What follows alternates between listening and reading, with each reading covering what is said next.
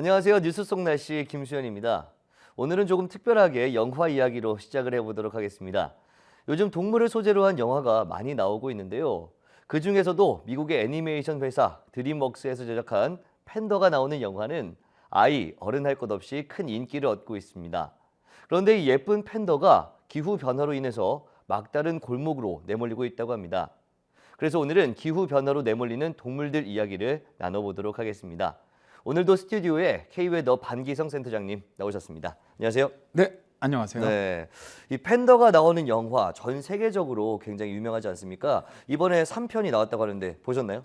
그럼요. 이 영화는 이제 미국의 애니메이션 영화로서 그 자이언트 팬더가 쿵후를 이제 싱겁게 외우고 새로운 적들과 만나 아주 싸우는 과정을 그렸는데요. 예.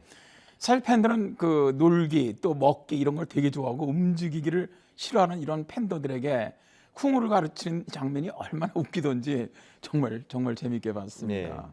이 영화에 나오는 팬더는 이제 자이언트 팬더입니다. 대왕 팬더라고도 불리는데요. 중국의 이제 스촨성 지방이나 티베트의 고산지대에 서식하는 곰과의 포유동물이죠. 미국에 이제 그런데 뉴저지 주립대 연구팀은 기후 변화로 인해서 2070년이면 자이언트 팬더의 서식지의 절반이 사라질 것이다. 이렇게 발표를 했죠. 네, 세계인들의 많은 사랑을 받고 있는 팬더, 자이언트 팬더가 사라진다고 하니까 좀 충격적이긴 한데 어떤 기후 변화를 예측했길래 자이언트 팬더가 사라진다 이렇게 볼 수 있었던 거죠?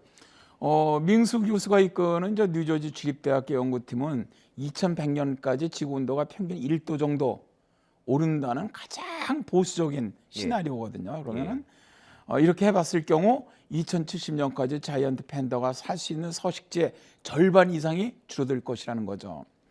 사실 세기말까지 1도 상승은 뭐 아주 극단적으로 보수적으로 본 결과죠. 뭐 UN 기후변화위원회에서 3.6도, 우리나라에서 5.7도까지 상승할 것을 예상하고 있지 않습니까?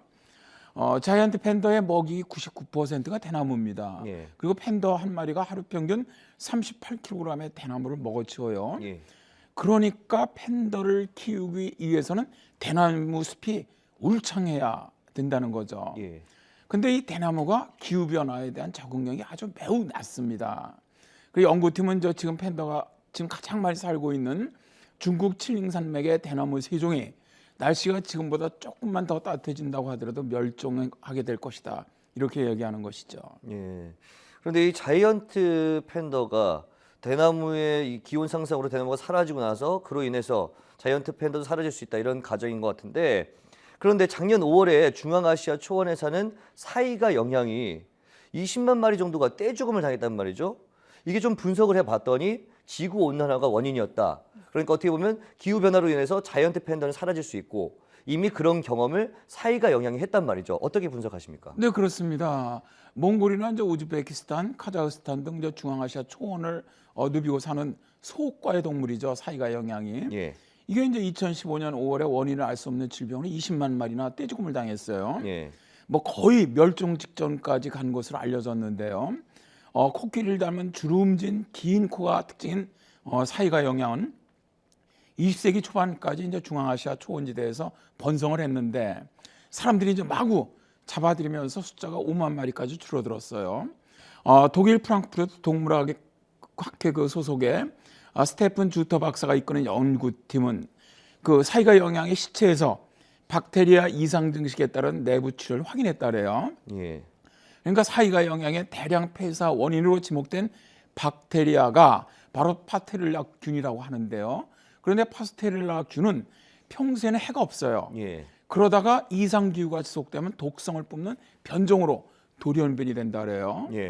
그리고 뭐 또 다른 관점으로 이제 초식 동물의 경우 이상 기후로 좀 스트레스가 높아지면 평소 이 면역력으로 쉽게 물리치던 체내 박테리아 공격에 굉장히 무력해진다고 합니다. 그럼 두 가지가 맞아떨어진 게 이상 기후 변화로 인해서 돌연변이가 되면서 독성을 가졌고 또 사이가 영향은 오히려 그 면역력이 좀 떨어지면서 또 많은 어떤 그 개체 20만 마리라는 많은 양의 이 영양이 죽게 된 건데 이런 걸로 봤을 때 앞으로 기후 변화가 계속해서 나타난다면 사이가 영향의 경우는 멸종할 가능성도 있지 않을까요? 그렇습니다. 뭐 연구팀은 기후 변화와 또 그에 따른 박테리아 변이가 대량 폐사의 실제 원인이라고 한다면 최악의 경우 1년 이내 사이가 영향 멸종 사태로 이어질 수 있다. 우려하고 있거든요. 예. 사실 당장 뚜렷하게 손을 쓸 방법이 없다는 것이 가장 큰 문제인데 이제 올해 5월부터 기온이 급상승하게 되면 어떻게 될까 걱정하고 있다고 해요. 예. 이제 이런 사태가 발생하자 이제 몽골과 카자흐스탄 등 중앙아시아 관련 국가들은 최근 국제회의를 열고 사이가 영향의 이동 경로를 보장해주자는 등 개체 보존을 위한 5개년 계획에 합의했다고 합니다. 네, 정말 소 잃고 외양간 고치기 이런 식의 어떤 방침이 아니라 좀 더 정확한 어떤 이 사회가 영향을 위한 대책이 마련됐으면 좋겠습니다. 그런데 또 기후 변화로 아시아 지역에서는 어떤 동물들이 산 꼭대기로 몰리고 있다 이런 이야기도 있거든요. 어떤 겁니까? 네, 그렇습니다. 티베트 고원 또 히말라야 산맥 그 비탈에 살고 있는 소와 비슷한 동물이 있거든요. 예. 바로 야크입니다. 예. 이게 이제 고산지대에 사는 사람들의 짐을 좀 운반해 주길 뿐만 아니라 젖, 또 고기, 털, 가죽까지도 남겨줍니다. 네. 티베트 고원 일대는 이제 이런 야생 야크가 많이 남아 있는데 멸종 위기에 처한 야생 야크가 점점 더 경사가 급하고 높은 지대로 현재 올라가고 있다래요. 네.